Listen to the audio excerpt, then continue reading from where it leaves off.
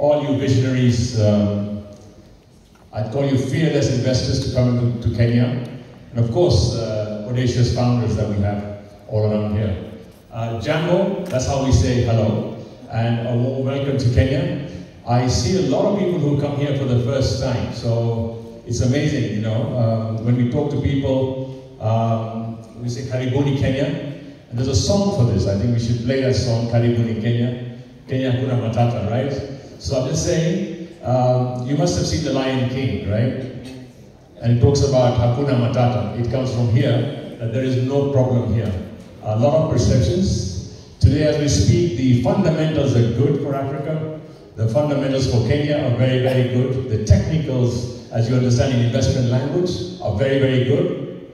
It's only the sentiment. I think you talked about protest. The protest is a way of having a very clear ability to have a democracy.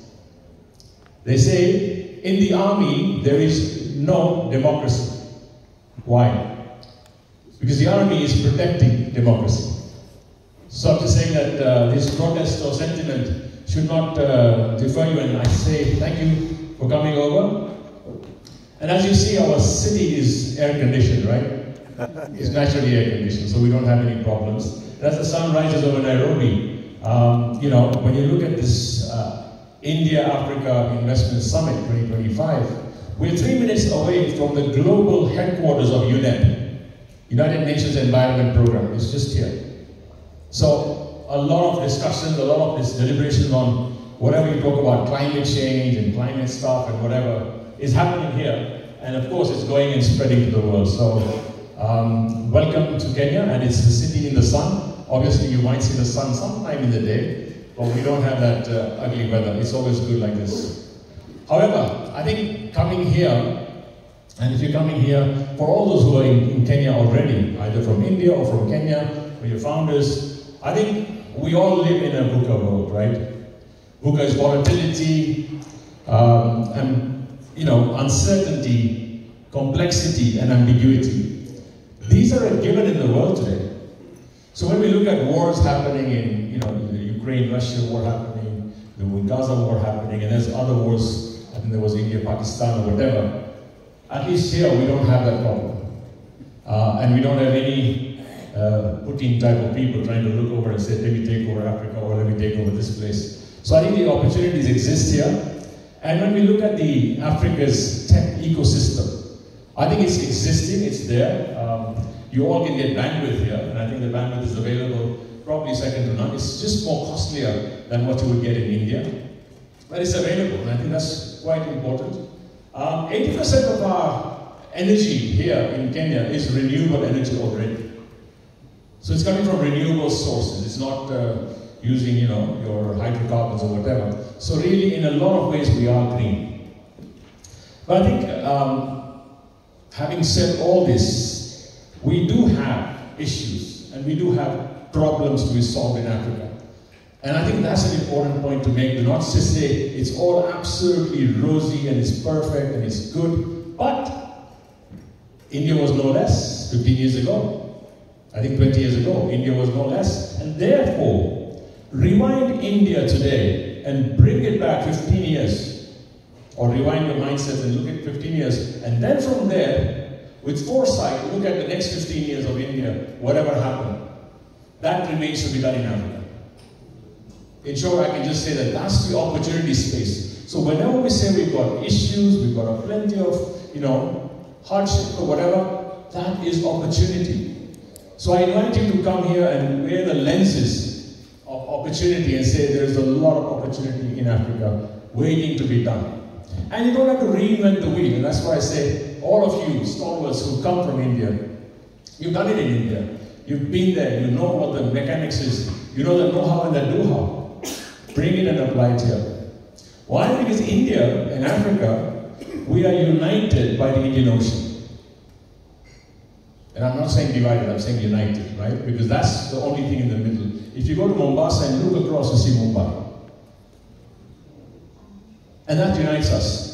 The history that we've got, colonial history as we call it, we were colonized by the British. Same here, same there. Of course, some countries in Africa were francophone, and some others were different, but apart from that, we do have a confluence in terms of mindsets, in terms of constitution, in terms of the ways of doing business.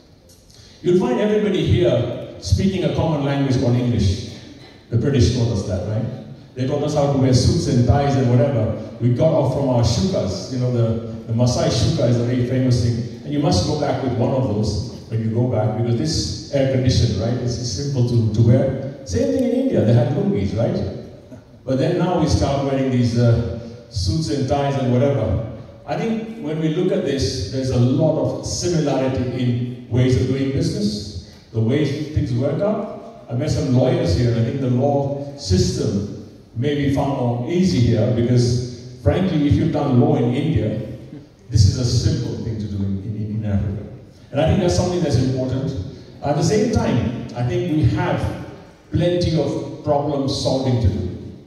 And my friends from BDO know that we can actually start working on a problem, solve it, and find solutions. And that's why you're here.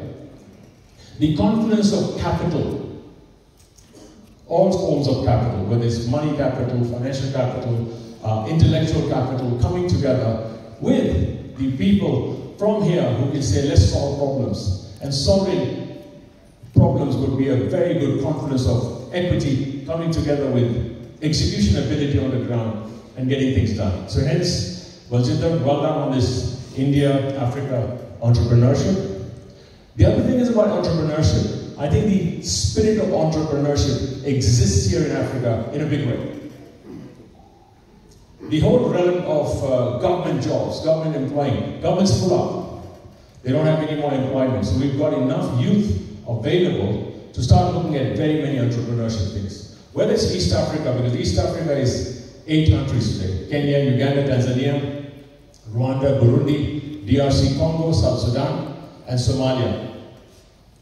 Composed together, all this forms about 311, 320 million people of population, with a GDP of around $300 billion, sorry. Right? That's today. That's today. However, this is East Africa. East Africa goes further into COMESA, which is the free trade area around that area. But East African community is not a free trade area, it's a common market. So if you are producing or manufacturing or doing anything in any of these East African countries, there is free trade within this region. Now that's today, but I think the figures that Satya talked about, 2047 or 2050, the projections are much, much higher. The population rate, growth rate is 2.3%. Now if you extrapolate that, that gives you a huge population pulse. What does population mean? It means demand. You know what they say, roti kapda makan, food, clothing and shelter will always be required. But before that now comes in Wi-Fi, right? And your screen. Because frankly, I think roti kapda makan is a secondary thing. First is your device and Wi-Fi that comes in. I think you've got a lot of tech people here. So to all of you from Africa, from India, the boldest dreamers, I think we can look at how can we make this place far better? How can we invest our capital? If you look at the growth rates here, in Africa we talk about, in East Africa we talk about, oh it's 5.6%, it's 6%, it's 7%, and we still grapple and say, oh it's not too much. But look at the world today, look at the world statistics. And where is US going? Where is Europe? Where is Europe going? And when you look at that, that spells of opportunity here. Now, a lot of you will say, oh, but I need, and I talk to very many private equity guys, and then in a 3 to 5 year return, the LPs are saying 3 to 5 years, 25% return and out. Don't treat Africa as a transaction. Treat Africa as a long-term play where minimum 10 years or longer, you will see exponential growth. You will see that result coming in. And I think those who have already gone, I've seen a few Indian companies who have already invested here and they're here. The long-term benefits are far better in East Africa, and that's going to happen. So I think this is where we call for partnership. Let's bring in local talent, international capital, bring it together. And now, trust. Why are you in this room today? I think the whole team has worked together, and I think Satya talked about it. There is trust here. And trust is a solid element in investments, in founders or whatever. whomever you create partnerships with, make sure alignment at the top at shareholder level is trust. If trust is missing, nothing's going to work. I'm sorry, you can hire lawyers and they can make contracts or whatever, but a contract is as good as a rule of law, or when you apply it in a court of law. It is more important to have that trust, safe space to say, fine, we're on this track, we're going to do something better here. So I think there's a lot of that here. It's available in Africa. I think you can trust people. It's a safe space to work in. The perception is that it's not safe. When I talk to somebody from India, they say, oh, what about, after 6 o'clock you can't leave the hotel, you can't go. I invite you, I can take you at midnight tonight, and we'll walk in the streets of Nairobi, and you won't have any problems, right? So I'm just saying, this perception of safety has become a big issue around Africa. Then the people that we have are far, far, far more enterprising. They have ambition. Our problem in Africa has been capital deployment and capital accumulation. We cannot do $1 billion project in a week. I talked to somebody in Wall Street and he says, $1 billion in 2 weeks we can get it. Bobby, you're here from Wall Street. We can get them to do that in America. But for Africa, it will take you 2 years because there will be lawyers and there will be trust issues and this and that, and that's the big thing that's missing. However, India probably went through the same phase 15, 20 years ago. And today, India is flush with foreign funding or whatever. And I think this is where we see a confluence here. So I just want to end on this note to say, look, there is a lot happening. And I think the bigger thing now, there's a leveler. The internet was a leveler, but the next leveler is AI. Now AI, I wouldn't call it artificial intelligence, I'd call it augmented intelligence. It's going to make all our people far more better. It's going to elevate somebody who is an ordinary salesman to a super salesman if he's augmented with AI. And we've seen examples of that here already, being deployed, being talked about. It's a fast-changing method. I think that's going to be important to employ here. Obviously, obsolescence is going to be faster. Things are going to get, you did something, it's obsolete, but you'll have to change faster. Yesterday night I heard a thing about, will jobs be lost? Will we lose all our jobs? I think we will lose jobs, there's no doubt about it. But we will only lose jobs where people haven't adopted AI. If you've adopted it, you're going to get more in the market because right now, everybody's looking for people who can surf the tsunami of AI. So let's call it augmented intelligence. I know there's many more bright people here who can discuss that, curate new things, and come up with things in the next 2 days to say, fine, what can be done here? And I invite you to say, visit the country. The national parks here are amazing. In fact, if you go to Masai Mara National Park, it's basically a management study. It's a lesson in how to do management of the world for a harmonious world. And I tell you why. The lions, the zebras, the antelopes, they all coexist without any security guards, without any walls, without any checking of anyone. They don't have a university there. They don't have schools there. They don't have hospitals there. But they still coexist. There is no terrorism in the national park. No lion will kill 10 zebras and eat one.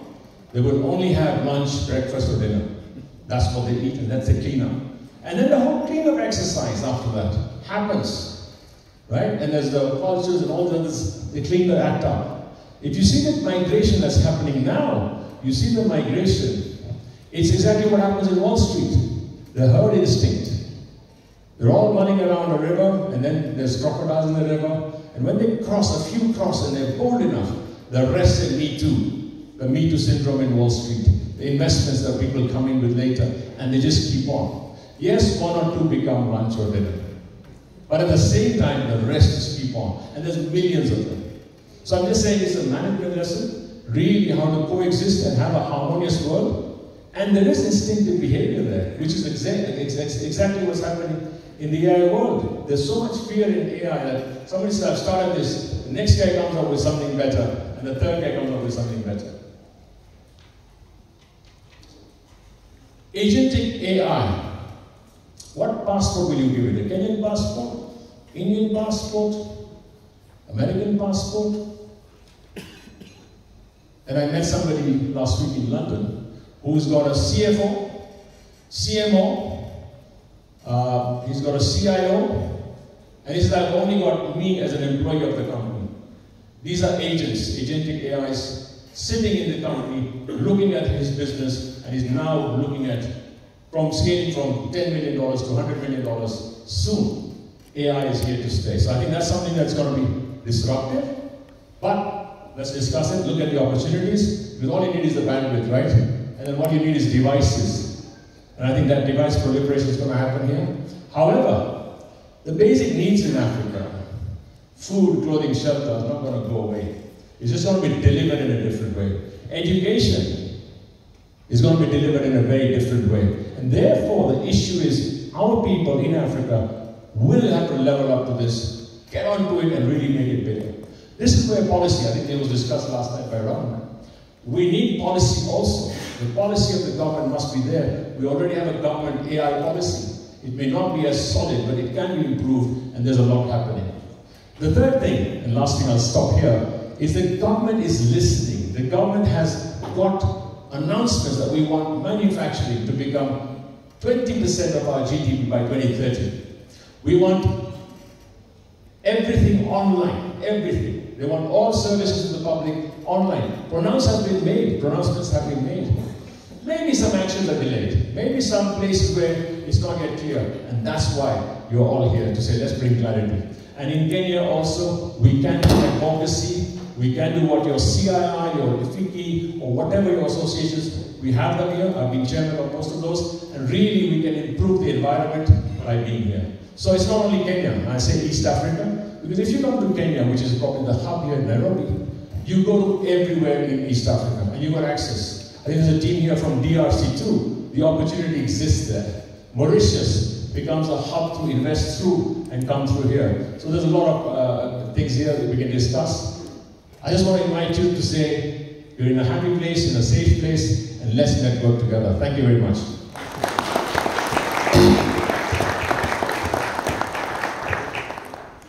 Are you winning? You're slow.